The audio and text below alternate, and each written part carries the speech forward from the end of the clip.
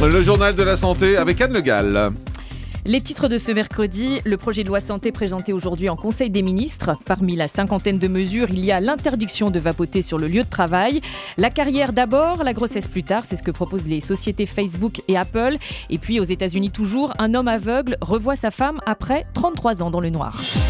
Mais on revient tout d'abord donc sur cette information qui nous est parvenue il y a quelques minutes seulement. C'est officiel, un deuxième soignant est bien atteint par Ebola au Texas. Voilà, il s'agit d'un professionnel de santé. Ça se passe dans l'hôpital de Dallas, là où un Libérien a succombé au virus d'Ebola. Il y avait déjà eu un cas de contamination chez un soignant et ce premier cas est toujours sous traitement à l'hôpital. Voilà, on n'en sait pas plus pour l'instant, on aura plus d'informations bien évidemment là-dessus tout à l'heure à midi avec Europe Midi. Le projet de loi santé est présenté ce matin en Conseil des ministres. Il comprend une cinquantaine de mesures, notamment le tiers payant généralisé chez le médecin, le carnet de santé numérique, le paquet de cigarettes neutres. Et puis il y a aussi l'interdiction de la cigarette électronique, notamment dans les bureaux. Et cette dernière mesure n'est pas toujours comprise par les salariés, comme en témoignent ces salariés d'une PME de Strasbourg qu'a rencontré Arthur Elmbaché. Claire vapote au bureau et Christine, sa voisine, n'y voit pas d'inconvénient. Madame Touraine, s'il vous plaît, laissez-nous continuer à fumer dans nos bureaux. On ne dérange absolument personne. Moi, personnellement, j'ai quand même demandé l'autorisation à la personne qui partage le bureau avec moi.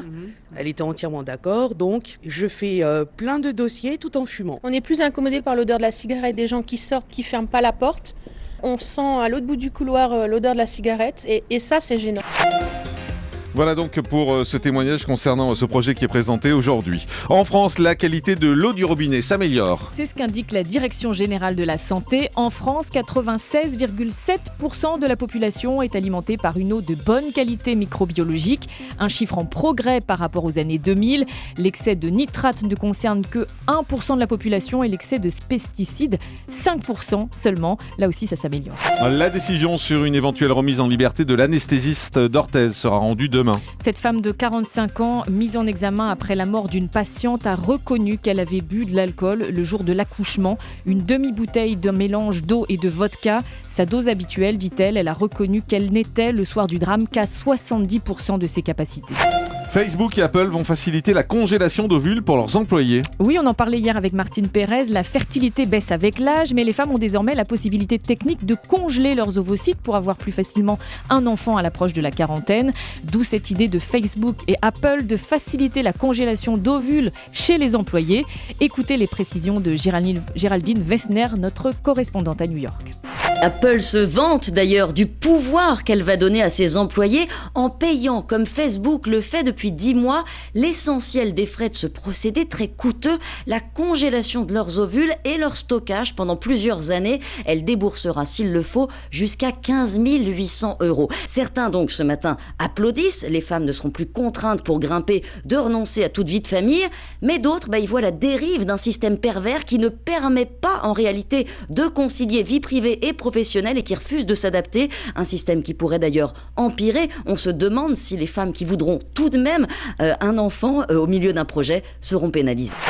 Précisons qu'en France, l'autoconservation des ovocytes n'est autorisée que dans certains cas. Elle est proposée à des femmes notamment qui vont suivre un traitement médical qui risque de mener à la stérilité. C'est ce qui se passe notamment dans certains cancers.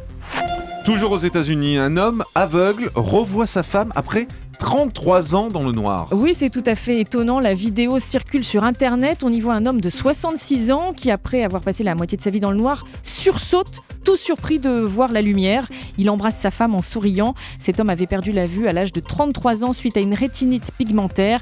La scène est exceptionnelle, mais cet homme n'est que le 7e américain à pouvoir bénéficier d'un œil bionique. Comment ça marche ? C'est un système de caméra fixé sur les lunettes qui capte l'image et qui l'envoie à un capteur qui lui est placé sur l'œil et qui communique avec le cerveau. C'est révolutionnaire, mais ça coûte encore très cher, autour de 115 000 €. J'espère qu'il n'a pas été trop déçu en la revoyant 33 ans après, vous vous rendez compte ? Il souriait, il sourit sans arrêt sur cette vidéo. Il épouse une jeunette à 18 ans. Demande le divorce.